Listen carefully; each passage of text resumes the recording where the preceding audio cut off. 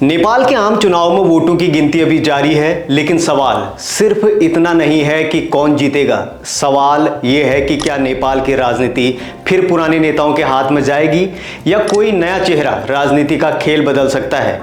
नेपाल के पूर्व प्रधानमंत्री केपी शर्मा ओली, कांग्रेस नेता शेर बहादुर देउबा और काठमांडू के चर्चित मेयर बालेन शाह, इन सब के बीच सत्ता का समीकरण क्या है और आखिर नेपाल में प्रधानमंत्री कैसे चुना जाता है। आइए समझते हैं नेपाल चुनाव की पूरी कहानी। नमस्कार, मैं हूं हेमंत पांडे और आप देख रहे हैं जर्नलिस्ट इंडिया।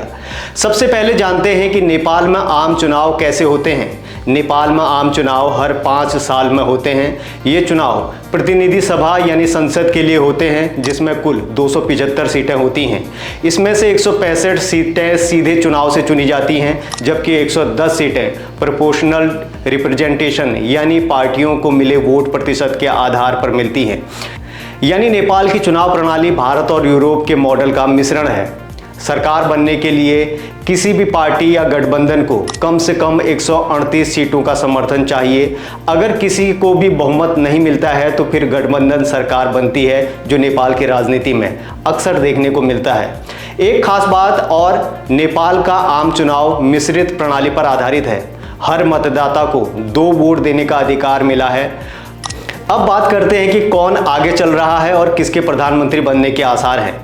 नेपाल की राजनीति में फिलहाल 3 बड़े खिलाड़ी माने जाते हैं। पहला केपी शर्मा ओली, जो कम्युनिस्ट पार्टी ऑफ नेपाल के नेता हैं। दूसरे शेर बहादुर देउबा, जो नेपाल कांग्रेस के प्रमुख चेहरों में से हैं। और तीसरा नई पीढ़ी के नेताओं और स्वतंत्र चेहरों का उभरता प्रभाव, जिसमें सबसे आगे नाम है जेनजी के चहीते बालेन शाह का, जो रैपर से काठमांडू के मेयर बने और अब प्रधानमंत्री की रेस में सबसे आगे नजर आ रहे हैं।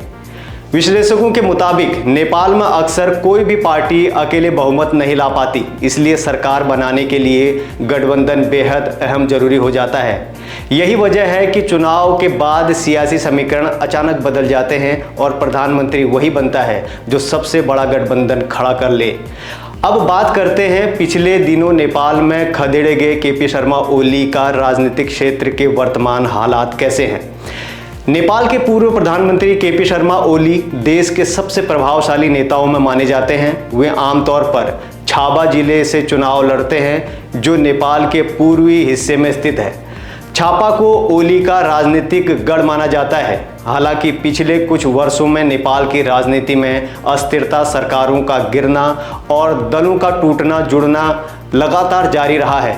लेकिन चुनाव आयोग के अनुसार बालेन शाह केपी शर्मा ओली से लगभग 10,000 से अधिक वोटों से आगे चल रहे हैं। इसी वजह से इस बार चुनाव को ओली के लिए भी प्रतिष्ठा की लड़ाई माना जा रहा है। अब जानते हैं बालेन शाह कौन है।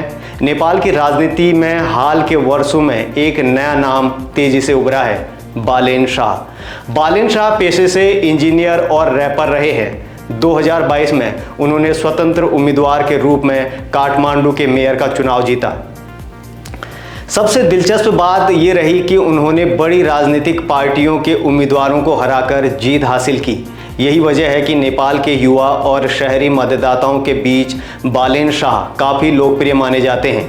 हालांकि वे अभी राष्ट्रीय राजनीति में सीधे सक्रिय नहीं हैं, लेकिन उनका प्रभाव नेपाल की पारंपरिक राजनीति को चुनौती देता हुआ दिखाई दे रहा है।